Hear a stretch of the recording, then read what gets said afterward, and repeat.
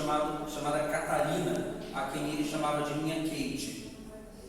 Eles tiveram 6 filhos, e uma das filhas dele, Magdalene, ela morreu infante, ela morreu ainda quando era criança.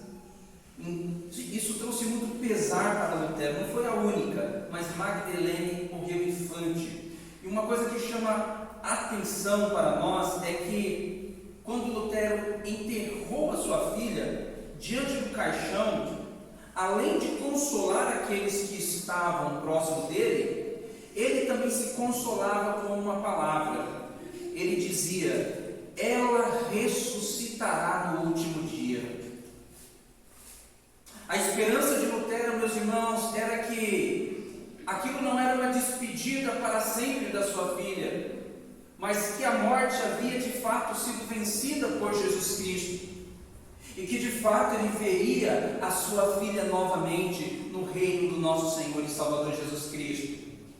Aquilo era somente um até logo, daqui a pouco nos veremos. Todo crente que crê em Cristo Jesus, o nosso Senhor, quando perde um falecido que também é crente em Cristo Jesus, o nosso Senhor, pode dizer essas palavras: até mais, até logo, logo nos veremos. Essa era a esperança de Lutero. O apóstolo Paulo, ele escreve, meus irmãos, a primeira carta aos Coríntios, no capítulo 15, para corrigir um erro que estava sendo semeado na igreja de Corinto, de que não havia ressurreição dentre os mortos.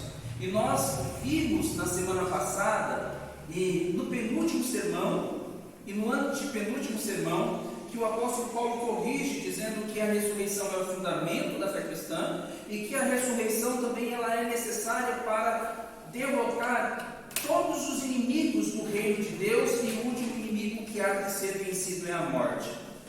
Até aqui o apóstolo Paulo, ele corrige um pouco do erro, só que ele ainda, no versículo 35, ele levanta uma questão. Nós não sabemos se era uma questão que alguém em particular estava levantando na igreja de Corinto, se o apóstolo Paulo tinha uma pessoa em mente, ou pessoas em mente, ou se o apóstolo Paulo estava antecipando uma possível pergunta, o que era costume do apóstolo Paulo. Ele levantava uma posição e ele sabia que talvez outras oposições iriam se levantar, alternativas, então ele já respondia.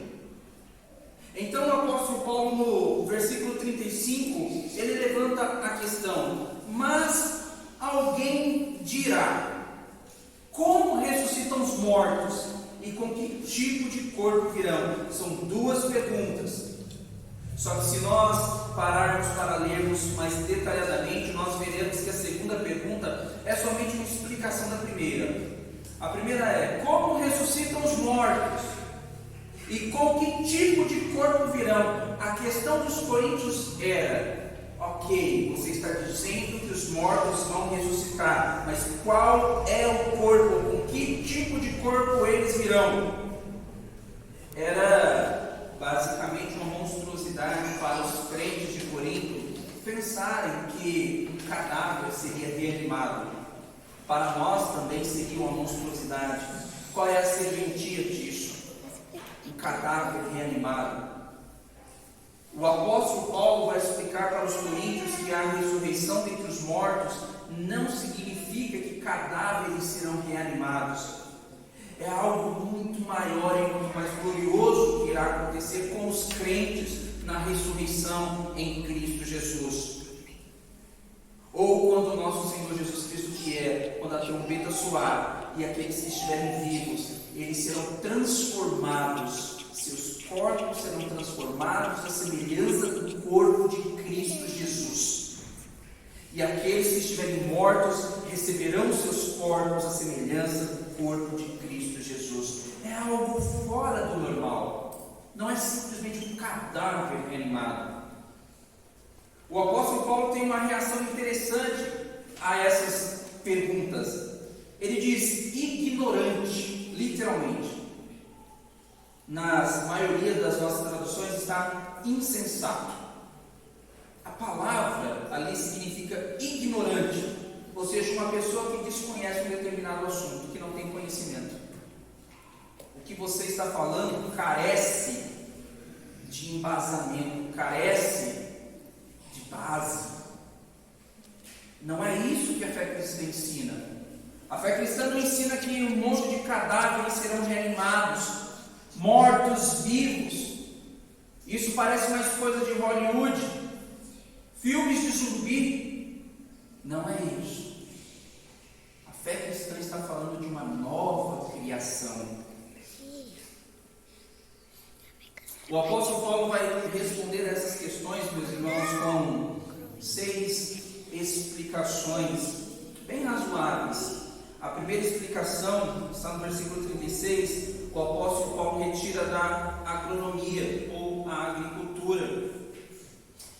Ele vai dizer: o que você semeia não nasce se primeiro não morrer. Uma afirmação do apóstolo Paulo: o que você semeia não nasce se primeiro não morrer. Alguém questionaria isso? Não questionaria. De fato, quando você semeia uma semente, a semente ela morre no ventre da terra e nasce com um corpo diferente, ainda que seja da mesma natureza. Olha o que ele vai dizer: o que você semeia não nasce se primeiro não morrer, e não semeias o corpo que nascerá, mas